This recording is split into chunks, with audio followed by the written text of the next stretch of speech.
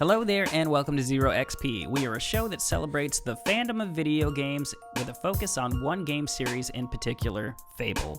We strive to bring you several episodes a month discussing a variety of game-related topics spanning recent game news and events to reflection and speculation concerning past, present, and future gaming generations. I'm John, and I'm sitting here with my co-host, who is the unstoppable force behind our show, Patrick. Hello. You can find the enhanced video version of our show by searching for Zero XP Webcast on YouTube. Please like, subscribe, and comment. I respond to all of them. You can also get each episode in podcast form across all major podcast platforms. If we're not on the platform of your choice, please let us know. If you would like to contact us directly, you can by emailing us at zeroxppodcast@gmail.com or by following us on Twitter at ZeroXPWebcast. On this show, we're going to be speculating about the map for Playground's Fable. That's going to be covering what we wish the map would be like, what we think the map would be like, and what inspirations it should and should not take from other games. Let's get started. So before we get started into our thoughts, Patrick put up a few polls across Facebook and Twitter, and we wanted to kind of lay those for the groundwork. Patrick, what did you find with those? Yeah, I'm not going to get too in-depth with them, but more or less it was, does Fable need to be open world? And I would say around 70% didn't think it was at least necessary. Okay. It wasn't fully like a, do you prefer it, does it need to be? Okay. Because with the way that gaming has become, it seems like games like this, people think it needs to be fully open world. So I was really surprised when it seemed like only about 30% felt like it really needed to be around there. Okay, and these are focused communities, at least on Facebook, right? Yeah, it was the Fable Fans Guild on Facebook, and then our Twitter account. Okay, so what do you think? Do you think it has to be open world, Patrick? No. I'm not even sure that I want it to be open world, honestly. Okay. So when you think open world, because I feel like open world has become a lot more nuanced in the last few years. And I'll give a few examples of games as we get a little further into it. But I think most people, when you think of open world, you think of like a GTA, right? Where the whole map is there, it's all laid out, nothing changes. It's just, this is what you have, and then you interact with the events that happen within it. Would you say that's fair? Yeah. Okay. So I wrote a list of some of the more predominant open world games that would probably at least be looked at to see what they do right and what they do wrong. And then we can kind of discuss our takeaways and how we think that fits with Fable specifically. So just kind of because it's in the zeitgeist right now and it's new, Assassin's Creed Valhalla, which is the newest Assassin's Creed, is completely open world. I've been playing quite a bit of that. Over the last generation, we've had God of War. There's also, and you can't ignore, Forza Horizon, which was also done by Playground Games. Skyrim, obviously, is kind of the bar that was set for fantasy games. Would you consider that open world, though? I would consider that an open world. And I guess I think people would debate that because you do have load screens between regions. You do, but you also have a great kind of large area. Yeah, in between. I mean, you could say the same with Fallout. Right. Yeah, that too. Yeah, Fallout. I didn't even put that one on my list. There's Grand Theft Auto, obviously, and Red Dead Redemption 2. I have not played Watch Dogs Legion. I would like to check that out to see what their open world was like before we did this, but have you heard anything on it, Patrick? I mean, people seem to love what they did with London. Okay. Especially a lot of people from the area. There's also Last of Us 2, which is a bit more linear, and like I said, that's where I think things get a little bit more nuanced in the open world mechanics. Can't ignore Zelda Breath of the Wild or Mario Odyssey, which also kind of falls into that. Is this really an open world game? To me, that'd be about as open world as the Fable games are. Well, and that's kind of what I want to get into. Yeah. I just wanted to throw those out there as examples of things that I consider modern open worlds. So what do you think the positives and negatives of an open world would be? So the positives would be less load screens, even though loading doesn't seem like as much of an issue. Right. I guess we'll find out as we move forward. Let's approach this as because I feel like all games still have had some load screens to an mission extent. setup. Yes, but let's approach this from like a pure open world standpoint, akin to, again, Red Dead or GTA, where it's just your map is your map. What are your positives and negatives there? I mean, positives would just be being able to go where you want without any interruptions. Like, I mean, there is something really cool about just being able to go from one side of the map to the other. Yeah, and I think that's seeing it and going there. Specifically with Red Dead 2, I felt like that was a major accomplishment because they did manage to make that entire map that way. And they also still kept the regions feeling somewhat specific. Yeah. As in, you had snow-capped mountains that still had some greenery. You had full-on, snow-covered blizzard conditions. There were areas that were swampy and marshy. I mean, they really...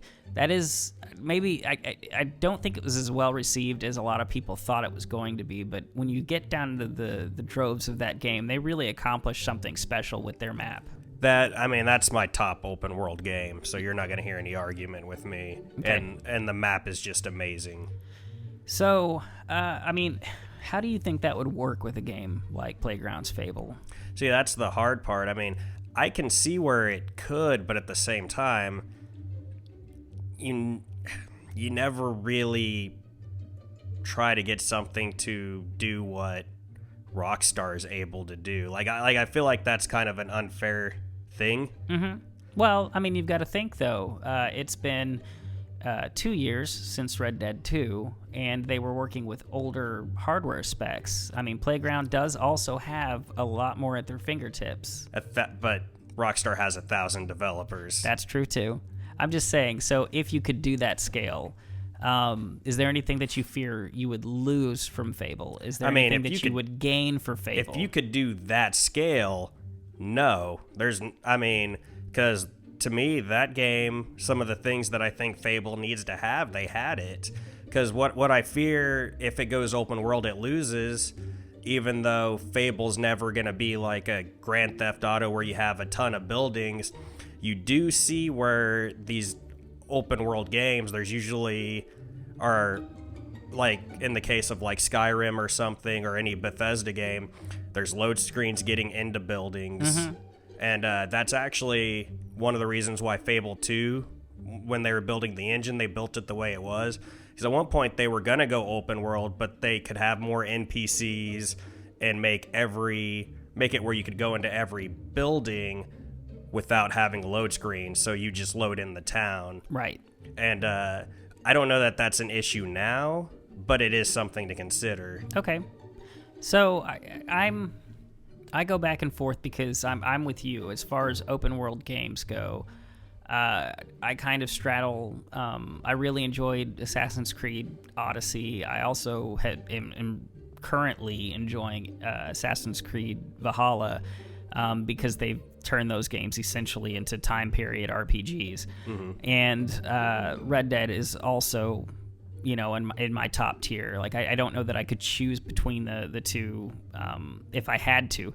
So I see the advantages of having an open world like that, a big sprawling map that has different regions and they feel different. My fear is when something is that big, and when we're talking about Fable and we're talking about Albion, is that while they have personality in certain regions and certain characters, I feel like a lot of the time they lose that exuding personality that Fable is known for. Yeah. In Fable, I mean, with all three games, realistically, when you look at them, when you go into a new area of the map, they have their own culture. They have their own kind of feel about them that you don't get a lot from some of the bigger open world games. Yeah, and with its setup, you don't have to worry about as much of like a transitioning from a certain type area to another one. Right. And how that's gonna look. I mean, I guess I should go ahead and put it out there. I do think this is going to be an open world game. I'll be very surprised if it isn't. Yeah, I mean, someone on our Twitter account actually pointed out where back in 2018, before Fable was announced, he did say, Phil Spencer said that they were working on, when they acquired Playground Games, they were working on a new open world game. Okay. But that's so early in development. And a lot could have changed between now and then, for sure. And based on Playground's history, I mean, I think it's going to be open world. There's just too many reasons why, because that's the only games they've ever made were open world. Exactly. So I guess when I look at that, and here's a big thing I forgot to mention, The Witcher 3. That's also one that I think could be looked at as far as open world, especially, medieval combat style games. Yeah. I like little towns and villages sprawled out in between, and I know that you can put stories in those places, but I think the thing that made Fable, at least, a large part of it as far as being unique goes, is that when you went to a place, you definitely felt that the people there had lived there. It wasn't just like another settlement that lived in ransacked conditions. It wasn't just that, here's another posh area. I mean, it was very, it just exuded personality. Yeah. Like, I know if I arrive, even though the shops are open in Fable 2, if I arrive to Bowerstone Market too early, the potion shop's not going to be open because the guy who runs it's an alcoholic. Yeah, exactly. He'll come stumbling out of the bar later. Yeah. And things like that. Like, those are the things that I think they have to be careful not to lose in an open world setting. The other thing for me, you and I have kind of debated back and forth on how the morphing of everything is such a huge deal for me when it comes to the characters. I also feel like that's one-on-one with the map itself. Like, while not done in every region, it, to me, especially in like Fable 2, I'd say specifically, it was so cool to start the game in one region, and depending on the decisions you made, they would wind up in one of two places.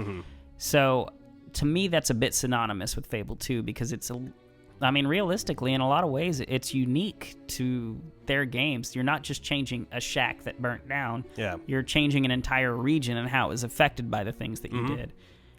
Yeah, that was another thing, is I wonder how much they could change an entire area if they chose to go open world. And that's kind of what I'm wondering. I'm wondering if we would see a style where maybe, it's almost like you have multiple, I don't want to say kingdoms necessarily, but that's the best way I can put it. Like, if you were to put, or at least maybe the larger cities, like let's say you have 6 larger cities on the map, and then things sprawl outward from there. Like, maybe the larger cities or areas or towns, however you want to look at them, could change. Yeah. But the outliers of those cities would probably stay pretty similar, like unaffected by the change in the decisions you made.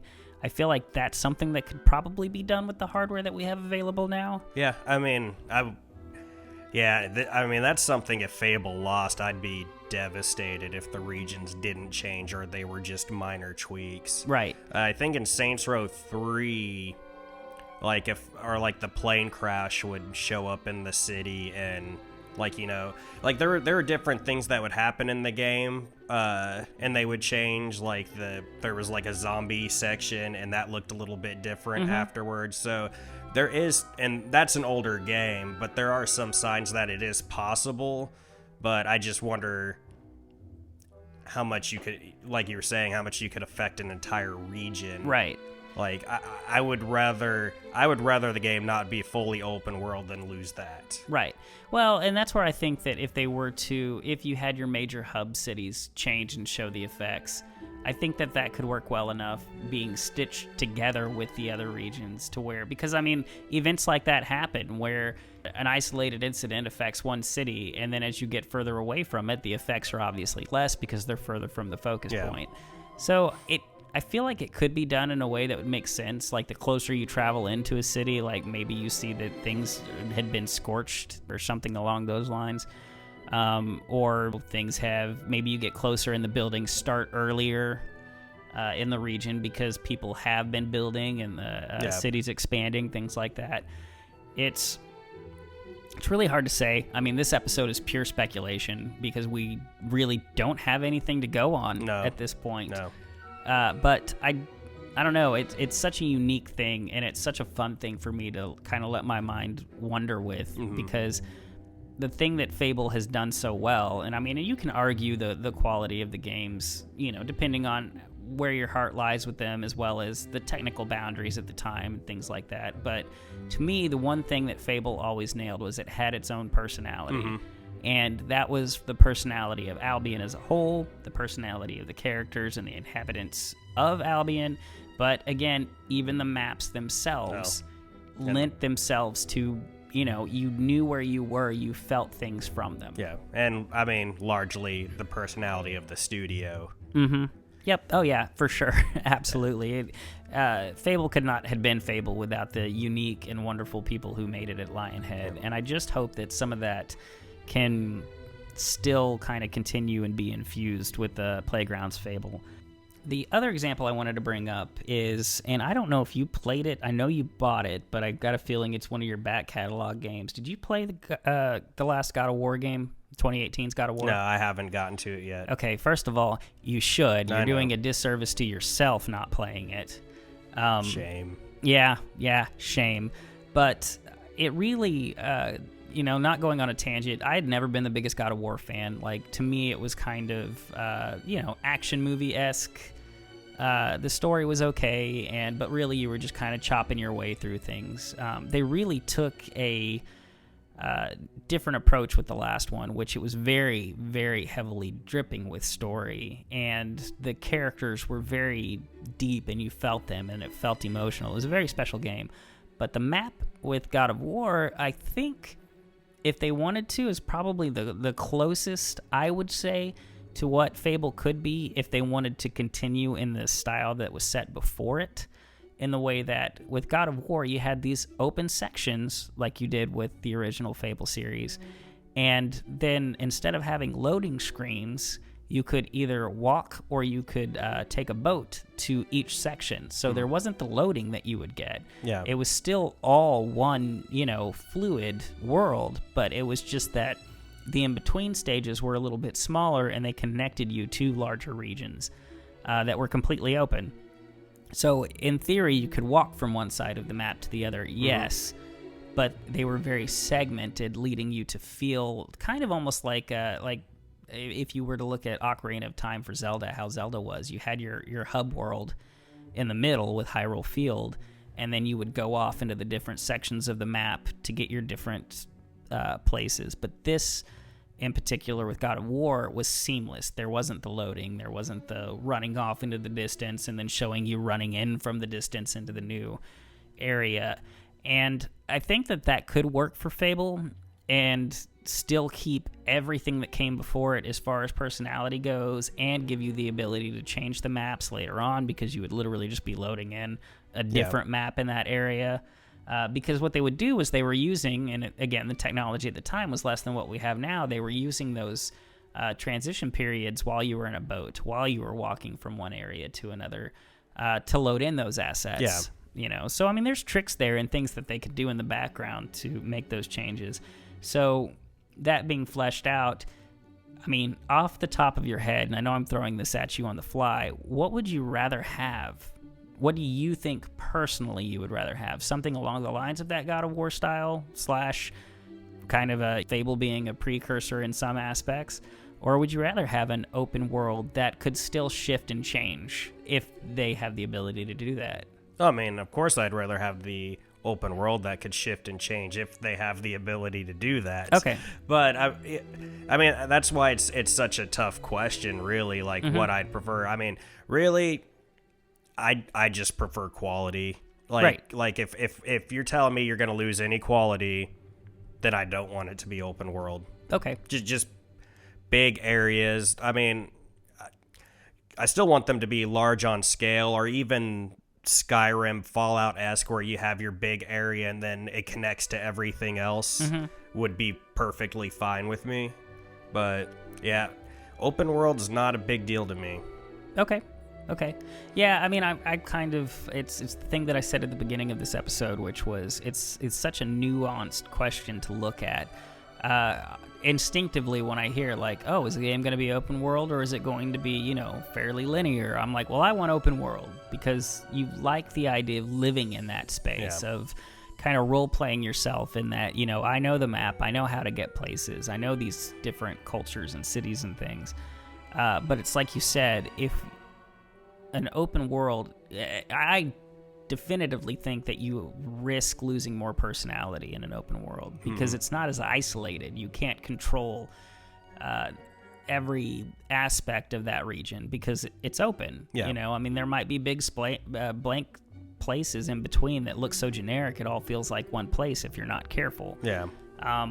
And that's definitely not something I want to see in Fable. Right, and we're talking smaller and detailed over. I think that it's not quite a conclusion necessarily, but we know that it's definitely a possibility that like dynamic weather condition is going to probably be a factor in this new map. I'd be surprised if it wasn't. Yeah, because it's in the Forza Horizon games. So the thing that I feel like you risk or you have to be careful of is you don't want it to be able to snow everywhere. You don't want it to be like we're not talking about it being like a seasonal change necessarily, because then I think things would start to affect the map and then it would all start feeling a little bit more generic. They've got to be very careful. I mean, that's just my take on it. If you listen to this show, these are the shows, these little bonus in between episodes that we do in between our Fable gameplay episodes that I really enjoy because we tend to get a little bit more feedback on. We get people who want to join the discussion. I really encourage you to do that if you're listening, if you've made it this far, because, you know, if you find us on Reddit, if you find us on YouTube or Twitter, you know, you're probably going to get a pretty quick reaction out of us. If you just want to talk to us through email, I mean, these are things that we can debate, and I think the more perspective and the more outside thoughts you get out of your own mind, the better the conversation is going to be. And I mean, people make points that I'm like, I didn't think about that. Oh, yeah, and we talk about that all the time. Like, oh, that's a great idea. There are responses that occasionally we get from the show, and I'm like, man, I wish they made this comment somehow before the show so came we could have out. talked about it. Yeah, exactly. And so, I mean, I guess that's where I would encourage, if you're listening to this and you want to take part in the conversation, is spark one up, ask a question, let us know how you feel about it, because this is, obviously, we don't have an answer for it. It's just us really putting out there what we think, what we like, what we wish, and what we hope for, versus, you know, what we will ultimately end up getting in the end. Yeah, we have no influence over that whatsoever. Exactly, but it's fun to speculate and talk about and kind of live within that community. So before we close this up, I will point out that we are going to have a special Do You Want There to Be Holidays in Fable episode coming up that'll drop sometime around Christmas. It's going to be a short episode, but we hope you'll keep your eyes and your ears open for it. And till then, Patrick, you ready to close it down? Yep, let's end it. Before we go, we'd like to thank those who helped contribute to the show. Zero XP logo was provided by Jameson Johns. You can find him at behance.net/Jameson Johns.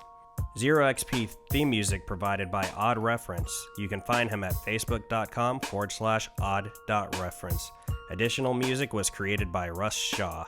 And a quick reminder, you can reach out to us and talk to us individually by following us on Twitter at 0xpwebcast. You can email us at 0xppodcast@gmail.com if that's your preference.